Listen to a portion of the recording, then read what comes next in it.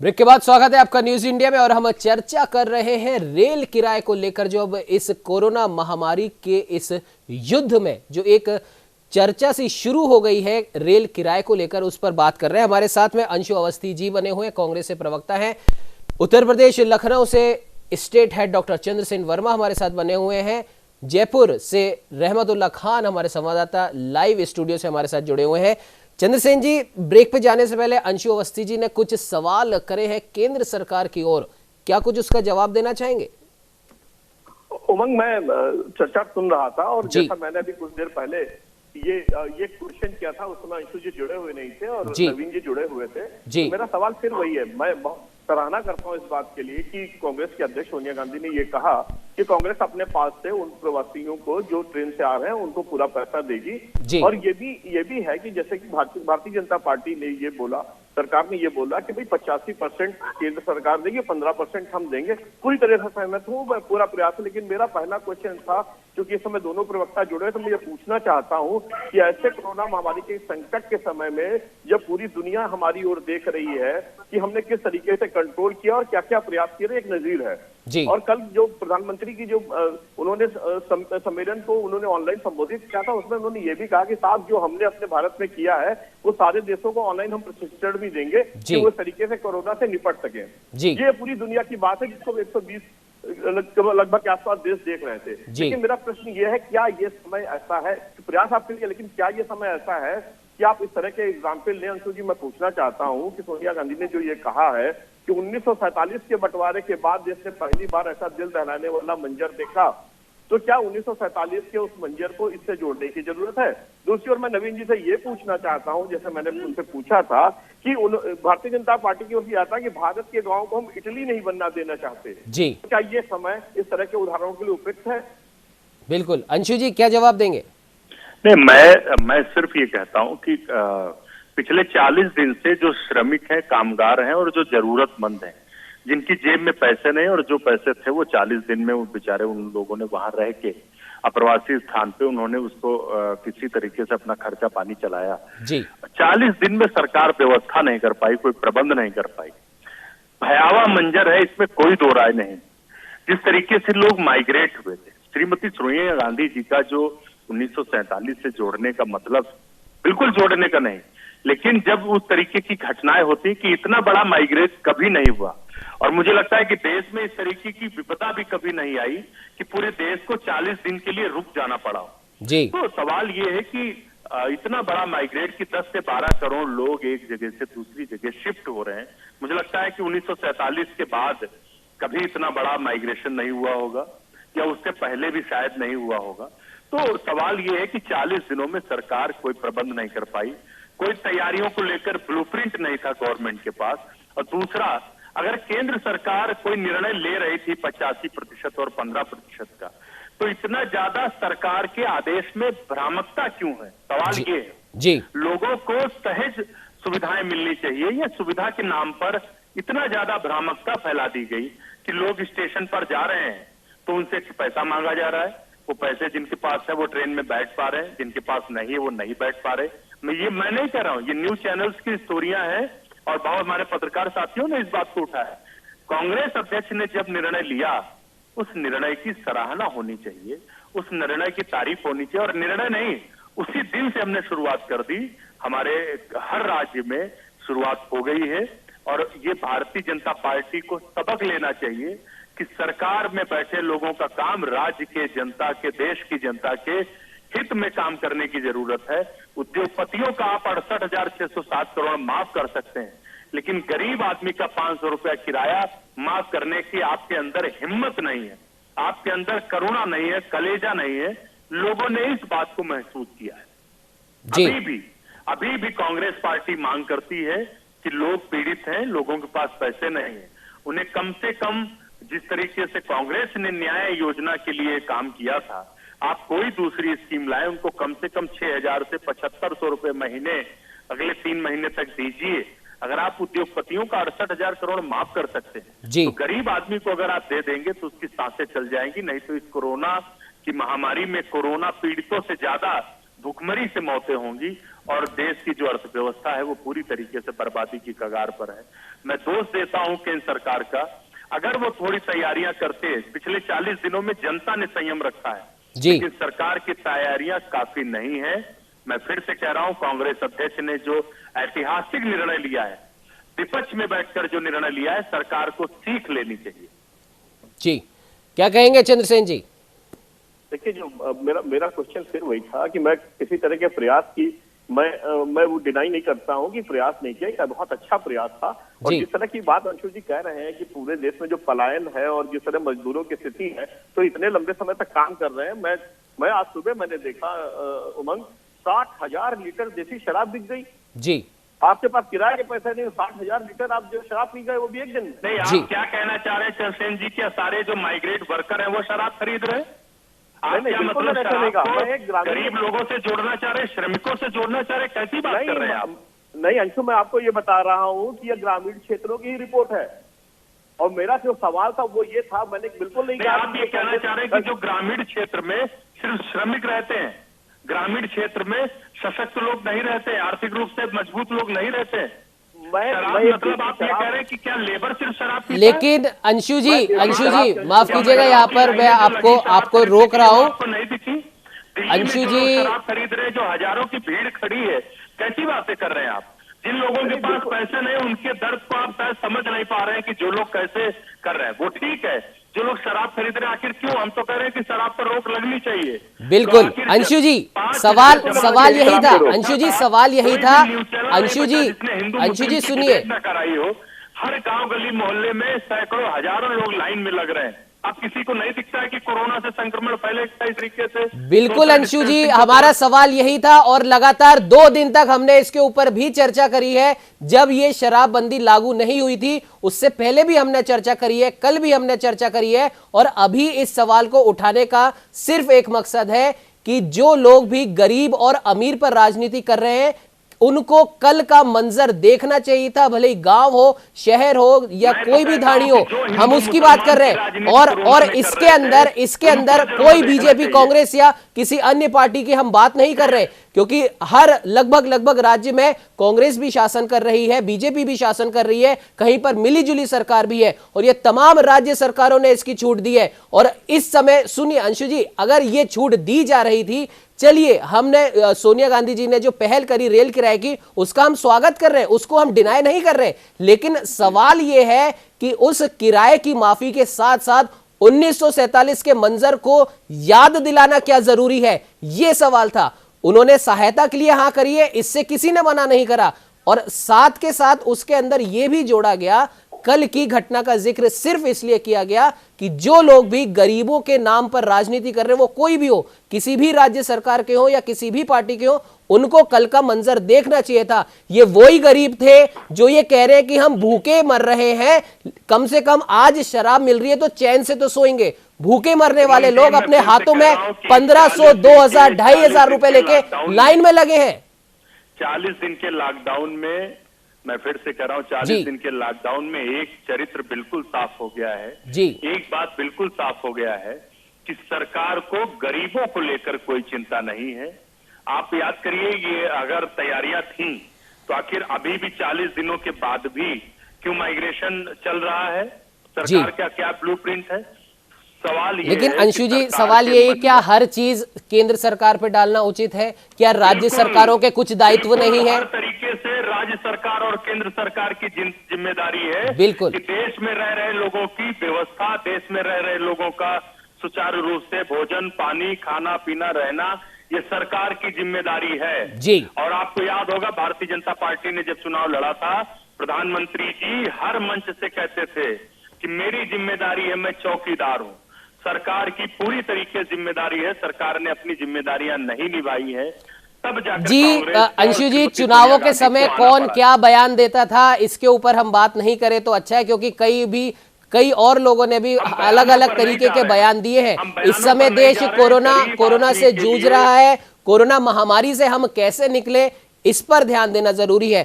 खैर अंशु जी, आप हमारे साथ में जुड़े, उसके लिए आपका बहुत बहुत धन्यवाद। नमस्कार। तो हम बात कर, हमारे साथ में राजस्थान की राजधानी जयपुर से संवाददाता रहमतुल्लाह खान भी जुड़े हुए हैं, उत्तराखंड से गौरव गुप्ता भी जुड़ने वाले हैं थोड़ी ही देर में। रहमत, आपके पास आना चाहूंगा। जिस प्रकार से कांग्रेस अध्यक्षा सोनिया गांधी जी ने जो एक अपील करी है सभी अपनी कांग्रेस की इकाइयों से, क्या कुछ उसके बारे में कहना है आपको?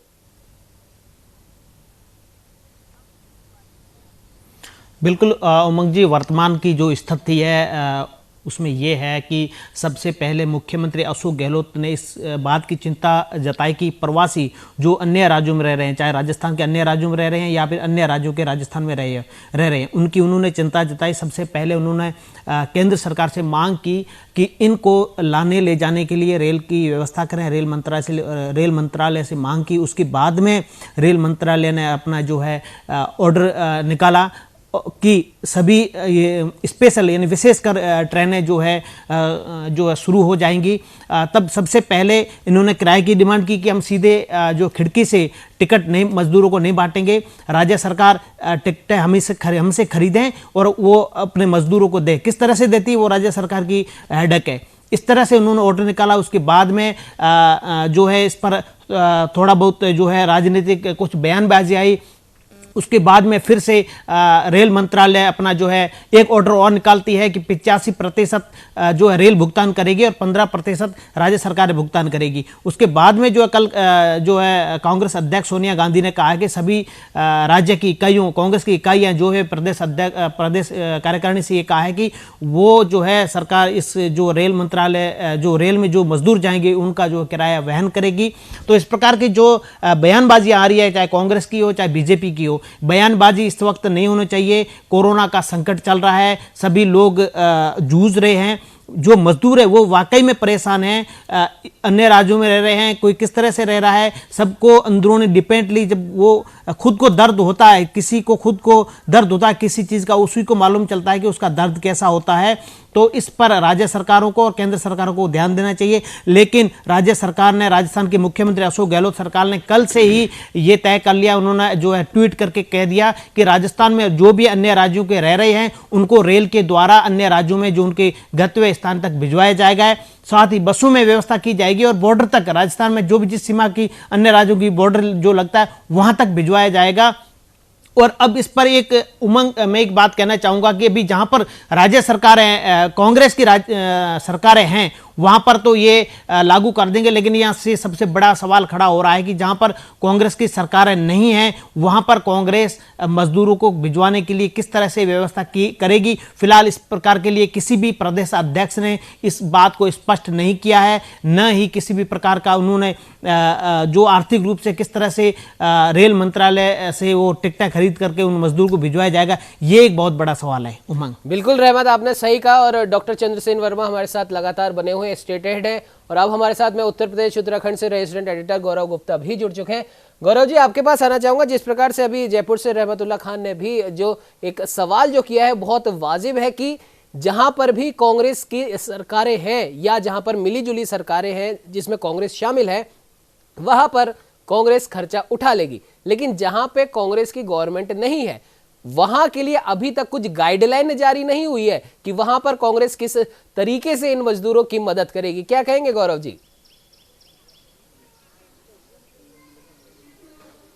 बिल्कुल सही है उमंग की सबसे बड़ी बात है कि अगर इस पूरे विषय को देखें, अगर कल से लगातार जब से ये विषय जारी हुआ है, जब से सोनिया गांधी ने ट्वीट किया और उसके बाद से ये सही बात है कि अगर कभी ऐसी मदद करने की स्थिति आती है तो कांग्रेस शासित राज्यों में तो मदद की जा सकती है, मगर दूसरे राज्य जैसे उत्तर प्रदेश, उत्तराखंड या तमाम ऐसे राज्य हैं जहां कांग्रेस की सरकार नहीं है वहां दिक्कत आएगी। उमंग, एक सबसे बड़ी दिलचस्प बात है आज के डिबेट में, हमको ये देखना होगा कि सोनिया गांधी का जब ट्वीट आता है उसके बाद सुब्रमण्यम स्वामी का ट्वीट आता है और उसके बाद अमित मालविया, तमाम ऐसे लोग और खुद समित पात्रा जैसे लोग इस रेलवे के मामले में ट्वीट करते हैं।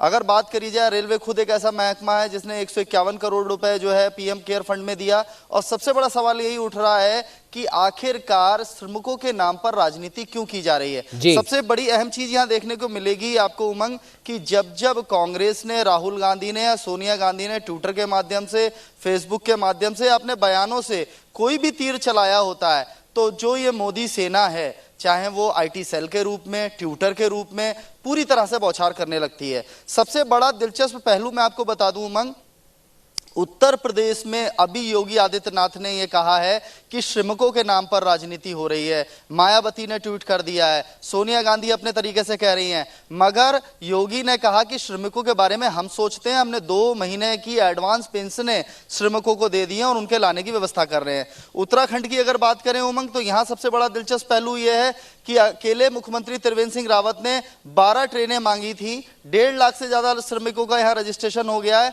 मगर वो ट्रेन का आता पता नहीं है। और अब बड़ा सवाल ये हो रहा है कि जो लोग खासकर हमारे कोरोना से रिलेटेड है उनको पहले लाया जाएगा, या जो आसपास करीब 1.5 लाख लोग रजिस्ट्रेशन करा चुके हैं उनका क्या होगा। कुछ लोग हमारे साथ हैं यहाँ पर उमंग, मैं उनकी भी आपको प्रतिक्रिया बताता हूँ। हमारे साथ एक प्रोफेसर हैं जो महाविद्यालय में प्रोफेसर हैं।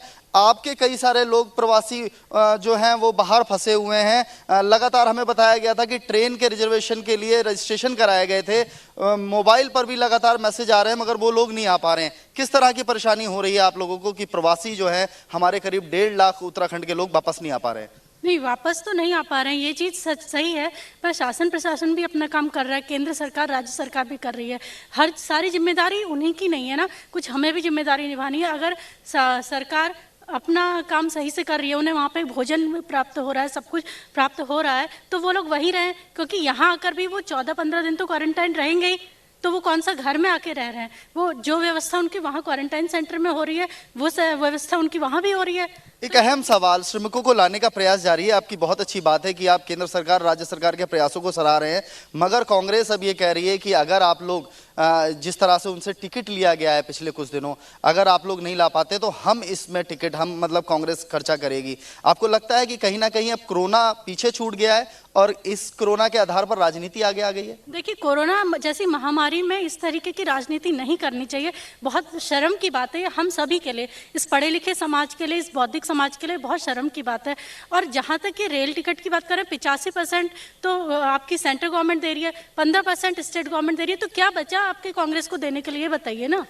देखा उमंग, कितना वाजिब सवाल है जो आप उठा रहे थे पूरी डिबेट में। लगातार आप भी कांग्रेसियों को समझा रहे हैं कि बचा क्या है जो कांग्रेस को खर्च करना है, मगर सबसे बड़ी बात है बची है राजनीति, जो कांग्रेस और भाजपा के आईटी सेल द्वारा इस पूरे मामले पे की जा रही है। कई दर्द पीछे छूट गए हैं, क्योंकि श्रमिकों के नाम पर आप किसका सहारा लेंगे। मायावती अपना कार्ड खेल रही हैं, सोनिया राहुल अपने तरीके से चीजों को आगे ले आए हैं, मगर सबसे बड़ी बात यही है कि इस क्रोनोलॉजी को समझना होगा। हम जिस लड़ाई को 44-45 दिन से लड़ रहे हैं, हमारे देशवासी जिस लड़ाई को लड़ रहे हैं, उसको आगे लाना होगा, राजनीति को पीछे छोड़ना होगा। उमंग, बिल्कुल गौरव जी, आपने सही कहा कि राजनीति को पीछे छोड़ना होगा। और चंद्रसेन जी, आपके पास आना चाहूंगा। अभी जिस प्रकार से जो ये लेक्चरर साहिबा जुड़ी थी, इन्होंने भी कहा, वही बात इन्होंने दोहराई जिस बात को लेकर हम इतनी देर से इस पर चर्चा कर रहे हैं कि 85% रेलवे दे दी, 15% राज्य सरकारों ने दे दिया, फिर खर्च करने के लिए बचा ही था। खैर, लेकिन गरीबों पे राजनीति हमेशा से होती रही है, आजादी के बाद से लेके अभी तक भी। और सबसे बड़ी बात चंद्रसेन जी, अगर कल की हम बात करें, क्योंकि बार बार जो ये शराब बंदी में जो छूट दी गई है इस कोरोना महामारी के चलते, उस पर भी गौर करने वाली बात यह है कि नोटबंदी के टाइम को अगर हम याद करें तो जो लंबी लंबी लाइनें लगी थीं, CAA, NRC, NPR के समय भी यही दुहाई दी गई कि फिर से लंबी लाइनों में लोगों को परेशान किया जाएगा। लेकिन कल जो लंबी लाइनें लगी, उसके लिए कोई भी आगे नहीं आया बोलने कि ये भी लंबी लाइन लगी है। धूप में इस लाइन में भी 1.5-1.5, 2-2 किलोमीटर की लाइन में लोग लगे हैं। कई लोगों की तबीयत भी खराब हुई है, लेकिन उसके बारे में कोई नहीं बोला। तो इसका मतलब हम ये समझ सकते हैं कि रेल किराए के नाम पे सिर्फ राजनीति हो रही है, क्योंकि दूसरे मुद्दे यहां पर गौण कर दिए गए हैं। चंद्रसेन जी, कल जैसा आपने देखा कि न्यूज इंडिया ने जो पड़ताल करी, लोगों से बात करी, जो विजुअल्स आए, लोग जेब भर के लेके निकले हुए थे, पैसे हाथों में लिए हुए लहरा रहे थे। वो अपने साथ में बोरा और पेटी लेकर के आए थे। वो इस तैयारी से आए थे कि मतलब उनको कहीं से नहीं दिख रहा था कि लॉकडाउन में किसी के पास पैसे को लेके कमी है। यही मैंने बोला। लेकिन वही ग्रामीण क्षेत्रों से 60,000 लीटर देशी शराब बिकी है जी। ये एक बहुत बड़ा प्रश्न चिन्ह है। देखिए, टाटा ने स्टेटमेंट दिया था अखबारों और चैनलों में, उन्होंने कहा था कि ये 2000 ये जो वक्त है, जो ये वर्ष है, वो जिंदा रहने के लिए है, जीवित रहने के लिए, नफा नुकसान के लिए नहीं है। तो बहुत नफा नुकसान पे न जाए। आपने बहुत बड़ी मांग की, अच्छी मांग करी है सोनिया गांधी ने कि ठीक है साहब, जिनके पास नहीं पैसे होंगे उनको कांग्रेस देगी। आज मायावती ने भी इसी बात को कहा सीधे सीधे कि बसपा अपने समर्थवान लोगों से मदद दिलाएगी। हर पार्टी यही कह रही है। और मैं आपको फटाफट भी ये बता दूं कि जैसे बिहार से मुख्यमंत्री ने कहा कि भाई जो छात्रों के ट्रेन का किराया बिहार सरकार सीधे रेलवे को दे देगी, सीधे रेलवे को देगी। और मध्य प्रदेश के मुख्यमंत्री ने यह कहा कि ट्रेनों के जरिए अपने घरों तक आ रहे प्रवासी मजदूरों से कोई भी किराया नहीं देना होगा। राजस्थान के मुख्यमंत्री अशोक गहलोत ने यह कहा कि राज्य सरकार घर वापस लौट रहे मजदूरों का किराया देगी। सीधी सीधी बात। और छत्तीसगढ़ के मुख्यमंत्री भूपेश बघेल ने कहा कि श्रमिकों के स्पेशल ट्रेनों को लौट रहे प्रवासी मजदूरों का किराया हम देंगे। तो ये आंकड़े, ये मुख्यमंत्रियों की बात बताने का मकसद सिर्फ इतना है कि केंद्र सरकार और राज्य की सरकारें, जहां पर भाजपा है या कांग्रेस है, सबको स्पष्ट तौर से बिल्कुल क्लियर है कि उनको अपने राज्य के लिए क्या करना है और केंद्र को पता है कि अपने देश के लिए क्या करना है। मेरा सबसे बड़ा जो प्रश्न था वो यही था कि इस समय में ये ओछी राजनीति का नहीं है। आप इस महामारी को आप 1947 से नहीं जोड़ सकते और भाजपा से सिर्फ इतना कहना था कि साहब आप इसको इटली से नहीं जोड़ सकते। ये हमारे देश के अंदर का मुद्दा है, इसको हमको आपस में मिलकर निपटना। ये वक्त राजनीतिक रोटियां सेकने का नहीं है। उमंग जी बिल्कुल चंद्रसेन जी, आपने सही कहा कि ये वक्त राजनीतिक रोटियां सेकने का नहीं है। और अगर गरीबों पर बात करनी है, श्रमिकों पर बात करनी है, तो बिना बोले सहायता करना भी सहायता करने का एक अच्छा स्वरूप होता है। खैर रहमतुल्लाह, अब कुछ आप कहना चाहेंगे?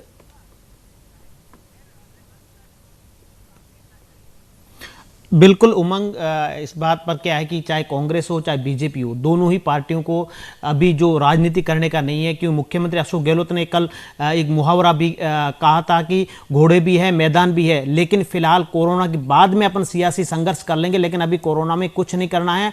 हमको मिल करके कोरोना को भारत से नष्ट करना है, पूरी तरह से खत्म करना है। रही मजदूर की बात, तो प्रवासी मजदूर जो भी राजस्थान में अन्य राज्यों को रह रहे हैं, उसके लिए मुख्यमंत्री अशोक गहलोत ने पूरी तरह से कहा कि रेल मंत्रालय को रेल से भिजवाने के लिए पूरी जिम्मेदारी राजस्थान सरकार की है। राजस्थान सरकार उसका किराया भुगतान करेगी। और दूसरी बात, जो भी बसों में जाना चाहते हैं उसको उनके सीमा तक, बॉर्डर तक जाने के लिए जो है जिस राज्य की सीमा, राजस्थान की सीमा लगती है, वहां पर ले जाने पहुंचाने तक की जिम्मेदारी राजस्थान सरकार की है। फिलहाल ये एक बड़ा सवाल ये भी है कि जब 85% रेल भुगतान कर रही है और 15% राज्य सरकार को दे दिया गया है कि राज्य सरकार है इसका भुगतान करेगी। पीएम फंड में इतने पैसे आ रहे हैं, जब पीएम फंड को रेल मंत्रालय अपना कोविड-19 के लिए जो पैसे दे सकती है, तो मजदूरों को, प्रवासियों को भिजवाने के लिए क्यों नहीं दे सकते? जब 85% भुगतान कर सकती है तो 15% राज्य सरकारों पर जो डाला जा रहा है, केंद्र सरकार ये इस पर रेल मंत्रालय खुद जो मजदूरों को भिजवा भी सकती है। क्योंकि जब कोविड-19, ये भी कोविड-19 से जुड़ा हुआ है, प्रवासी मजदूर ये भी कोरोना संघर्ष से जो है जूझ रहे हैं। ये एक सवाल है। बिल्कुल रहमत, आपने सही कहा कि जब 85% उठा सकती है तो 15% उठाने में क्या है। गौरव जी, आपके पास आना चाहूंगा, बहुत ही कम समय है, कम शब्दों में आपसे फाइनल कमेंट लेना चाहूंगा कि जब 85% रेलवे उठा सकती है तो फिर 15% उठाने में क्या हर्जा है? गौरव जी।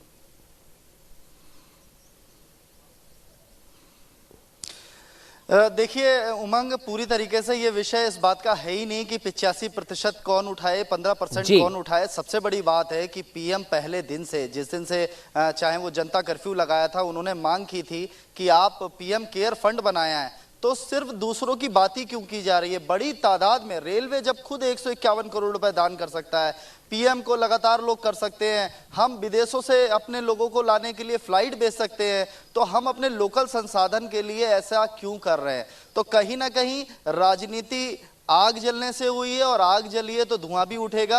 और यही कारण है कि भाजपा ने ये चूक करके दी है, जिसका कांग्रेस ने भले ही इस पर राजनीतिक रोटियां सेकने की कोशिश की हो, मगर मौजूदा समय में हम लोगों को सबसे पहला काम ये करना है, ना 85 सोचना है, ना 15% सोचना है, हमें अपने लोगों को उनके घर पहुंचाना है। इस खतरे में हमें लोगों को घर में रखना है, और जरूरी सबसे बड़ी बात है कि फिजिकल डिस्टेंस मेंटेन करते हुए इस लड़ाई को लड़ना है। जी बिल्कुल गौरव जी, आपने सही कहा। और सबसे बड़ी बात यही है कि भले रेल से भेजे या फिर बस से भेजे, कहा तो जा रहा है कि इन दोनों ही मोड में अगर यात्रा कोई कर रहा है तो सोशल डिस्टेंसिंग का पालन रखा जा रहा है, लेकिन उस बस के अंदर, रेल के अंदर कितना इसका पालन किया जा रहा है, इस पर भी ध्यान देना बेहद जरूरी है। कहीं ऐसा ना हो जाए कि एक राज्य से दूसरे राज्यों की ओर जाते ये श्रमिक, ये प्रवासी अपने साथ में कोरोना संक्रमण भी लेकर चले जाएं और राज्यों के आंकड़े तब बदलते देर नहीं लगेगी। फिलहाल आप तीनों ही हमारे साथ में जुड़े, उसके लिए आपका बहुत बहुत धन्यवाद। और अब रेल किराए पर शुरू हुई ये राजनीति आखिर कहां पर जाकर रुकेगी, ये भी एक गौर करने वाली बात होगी। लेकिन जरूरी यही है कि कोरोना से जूझते हमारे इस भारत देश में इस वक्त जरूरी राजनीति नहीं बल्कि सहायता करने की प्रवृत्ति ज्यादा जरूरी है और कई लोग ऐसा कर भी रहे हैं। तो अब जाहिर सी बात है कि इन चीजों पर राजनीति नहीं होना चाहिए। जैसे कि राजस्थान के मुख्यमंत्री अशोक गहलोत ने भी कहा कि घोड़े भी हैं, मैदान भी हैं, सियासत बाद में भी हो जाएगी। फिलहाल इस चर्चा में इतना ही। आप बने रहिए हमारे साथ और देखते रहिए न्यूज़ इंडिया।